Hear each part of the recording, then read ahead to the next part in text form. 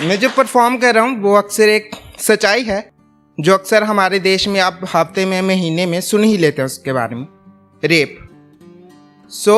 ये जो मैंने लिखा है उस लड़की की तरफ से है जिसके साथ वो होता है। मुझे नोचने के लिए शुक्रिया, तुम इंसान थे हैवान बनने के लिए शुक्रिया। मुझे नोचने के लिए शुक्रिया, तुम इंसान थे हैवान बनने के लिए शुक्रिया। मैं किसी की बेटी थी तो तुम्हारी हवस जाग गई, घर पर अपनी बहन के लिए अपनी हवस को दबाने के लिए शुक्रिया।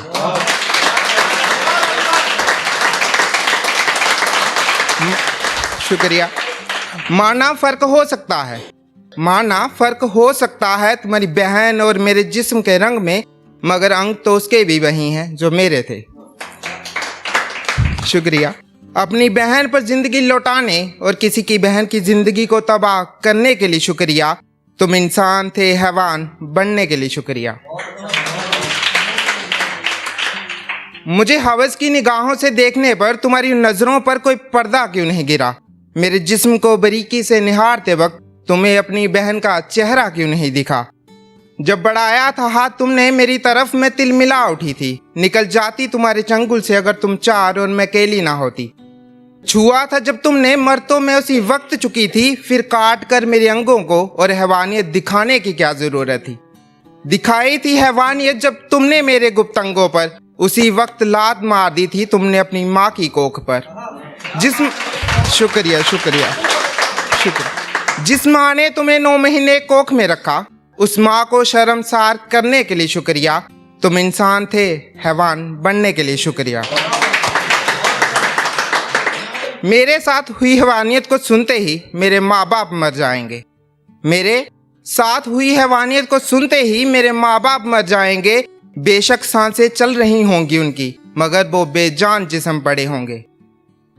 तुम तो ठहरे आवारा से, तुम्हारे तो कोई अरमान नहीं होंगे। तुम तो ठहरे आवारा से, तुम्हारे तो कोई अरमान नहीं होंगे, मगर एक सफल जिंदगी को जीने के मैंने ख्वाबों के महल थे सजाए। अपनी हवस के नीचे मेरे सारे अरमानों को कुचलने के लिए शुक्रिया। तुम इंसान थे हैवान बनने के लिए शुक्रिया। ये आखिरी की कुछ पंक्तियां हैं, ये उन सभी के लिए जो उसमें इन्वॉल्व होते हैं। अब मुझे इंसाफ दिलाने को मेरे माँ बाप दर दर पर गुहार लगाएंगे।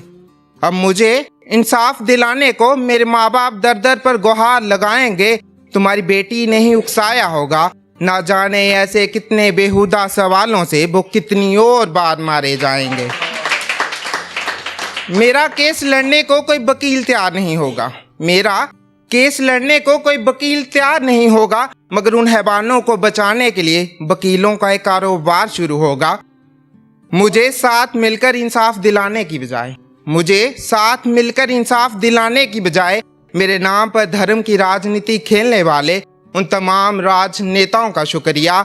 यूं तो पल भर में देश में बन जाते हैं कानून, मगर बलात्कार के नाम पर कोई ठोस सख्त कानून ना देने के लिए मेरे देश को चलाती आ रही उन तमाम पॉलिटिकल पार्टीज का शुक्रिया। और वो जो उतरे हैं सड़कों पर मुझे इंसाफ दिलाने को, और वो जो उतरे हैं सड़कों पर मुझे इंसाफ दिलाने को, उन तमाम अजनबी मुसाफिर साथियों का शुक्रिया। अब वक्त लग जाएगा, अब वक्त लग जाएगा मुझे इंसाफ मिलने में, मैं जानती हूँ, और वक्त के साथ ये शोर भी थम जाएगा, मैं ये भी जानती हूँ। मगर फिर कभी जो तुम बचा पाओ किसी की लुटती आबरू, इंसान के रूप में तुम जैसे देवताओं का शुक्रिया। शुक्रिया। हर किस्से के होते हैं अक्सर 2 ही पहलू, हर किस्से के होते हैं अक्सर 2 ही पहलू, सही और गलत, शह और मात, देवता और दानव। अपनी सोच बूझ से किसी एक पहलू को चुनने के लिए शुक्रिया। तुम इंसान थे हैवान बनने के लिए शुक्रिया।